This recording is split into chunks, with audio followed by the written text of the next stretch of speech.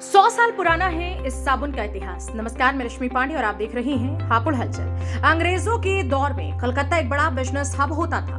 तभी तो भारत के कई बड़े बिजनेस हाउस या तो कलकत्ता में शुरू हुए या फिर उनका कोई ना कोई लिंक बंगाल से रहा, फिर चाहे वो डाबर की दवाइयां हो या फिर कुक ब्रांड के पटाखे। आज बात करेंगे ऐसे साबुन ब्रांड की जो अब 100 सालों से ज्यादा पुराना हो चुका है, पर उसका जादू खत्म नहीं हुआ, बल्कि कई कंपनियों के हाथों से होता हुआ ये आज भी लोगों के दिलों पर राज करता है।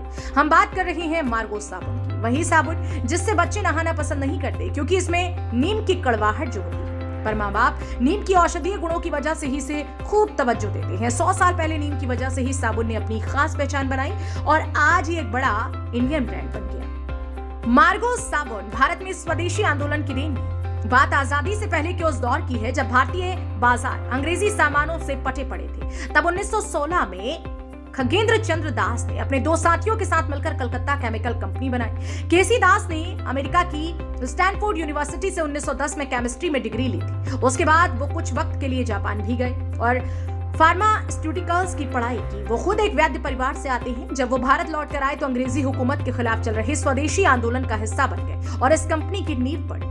केसी दास नीम को भारत की पहचान मानते थे। केमिस्ट्री में उनकी डिग्री ने उन्हें नीम का सही एक्सट्रैक्ट निकालने में मदद की और बस फिर क्या था, उन्होंने भारत की इस पहचान यानी कि नीम को साबुन की शक्ल दे डाली और इस तरह मार्गा साबुन वजूद में आया। साल था 1920। इसी के साथ उन्होंने नीम टूथपेस्ट भी बनाया। उस दौर में उनका एक और प्रोडक्ट बहुत ही पॉपुलर हुआ जिसका नाम था लेवेंडर ड्यू पाउडर। बाद में उनकी कंपनी ने एरामस्क सोप, चैक डिटर्जेंट और महाभृंगराज ऑयल जैसे अन्य प्रोडक्ट भी बनाए। केसी दास ने मार्गो साबुन का दाम इस तरह तय किया कि समाज के हर वर्ग का आदमी उसे खरीद सके। यही मार्गो को देश भर में लोकप्रिय बनाने की वजह बनी। लोगों ने इस साबुन को हाथों हाथ लिया कि कुछ ही साल में कंपनी को तमिलनाडु में भी अपनी मैन्युफैक्चरिंग यूनिट खोलनी पड़ी। मार्गो का जलवा इंडियन मार्केट में 1988 में इतना था कि साबुन मार्केट में इसकी हिस्सेदारी 8% से ज्यादा थी। हालांकि बाद में 75 करोड़ रुपए में हेंकेल कंपनी ने इस ब्रांड को खरीद लिया। वहीं 2011 में ज्योति लैबोरेटरीज ने इस ब्रांड से जुड़े सारे अधिकार हासिल कर लिए। अब कंपनी मार्गा ब्रांड नाम के तहत साबुन के अलावा फेस वॉश, हैंड वॉश और सैनिटाइजर भी बनाती है। वहीं नीम टूथपेस्ट अब